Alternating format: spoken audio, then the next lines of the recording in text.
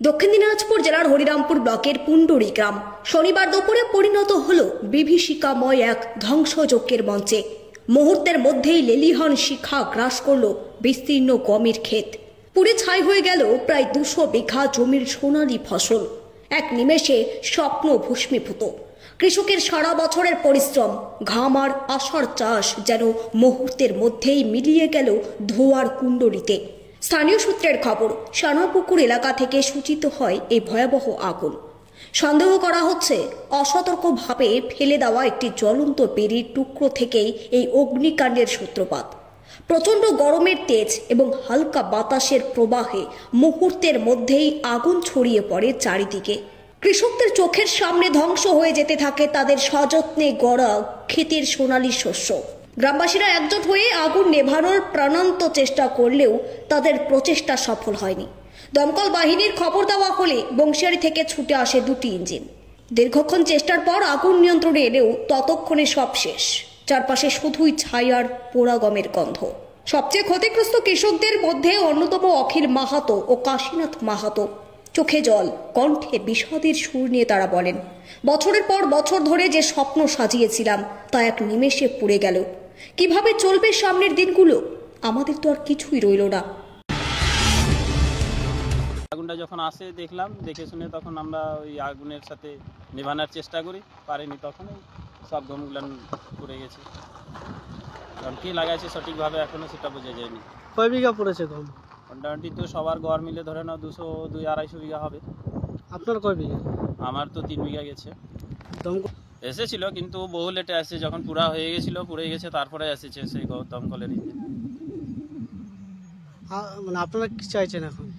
সে তো আমরা চাইছি যে আমাদের যে ক্ষতিটা হলো সেটার কোনো রকমভাবে কোনো কিছু ব্যয় ব্যবস্থা করে যদি সেই ক্ষতির পূরণটা পাই তো ভালো হয়। আর আমরা সরকারের কাছে আমরাও এটাও আবেদন করতে চাই যে আমাদের এই ক্ষতিপূরণটা যাতে দেয়।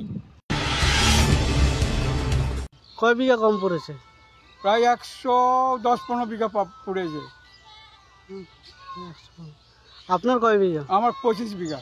সর্বমোট কত টাকার ক্ষয়ক্ষতি হয়েছে আপনার? আমার প্রায় 2.5 লাখের মতো। দমকলের ইঞ্জিন এসেছিল? আসছিল। কটি? আসছিল একটা, আগুন যখন নিভে গেছে তারপরে আসছে। হ্যাঁ, সরকার পাশে দাঁড়াক। আর আমার যে ক্ষতি হয়েছে, আমার বলতে এই মাঠে যত জনের ক্ষতি হয়েছে সবার জন্য আশাটা পূরণ করে দেয়, জানো ক্ষতিটা পূরণ করে।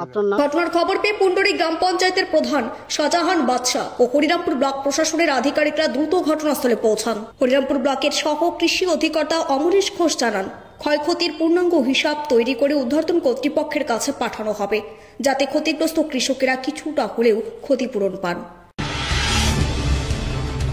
আমি ওখানে গিয়েছিলাম, গিয়ে দেখলাম 200 বিঘা হবে না, কিছু কম হবে, তবে ক্ষতি হয়েছে। ওই পাবলিকের খুব মন খারাপ আছে।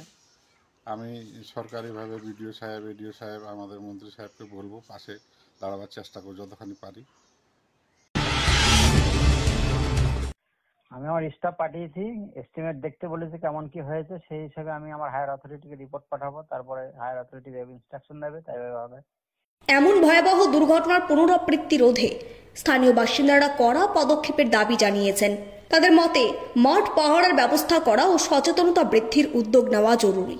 কৃষকদের আবেদন, প্রশাসনের উচিত দ্রুত পদক্ষেপ নেওয়া, না হলে আরও কত কৃষকের স্বপ্ন এইভাবে ধূলিসাৎ হবে তার হিসেব নেই। কৃষি নির্ভর এই অঞ্চলের কৃষকদের জন্য এটি এক চরম দুর্দিন। এখন প্রশাসনের করণীয় একটাই, যত দ্রুত সম্ভব ক্ষতিগ্রস্ত কৃষকদের পাশে দাঁড়িয়ে পুনর্বাসনের ব্যবস্থা করা। স্টার সংবাদের বিশেষ প্রতিবেদন, হরিরামপুর।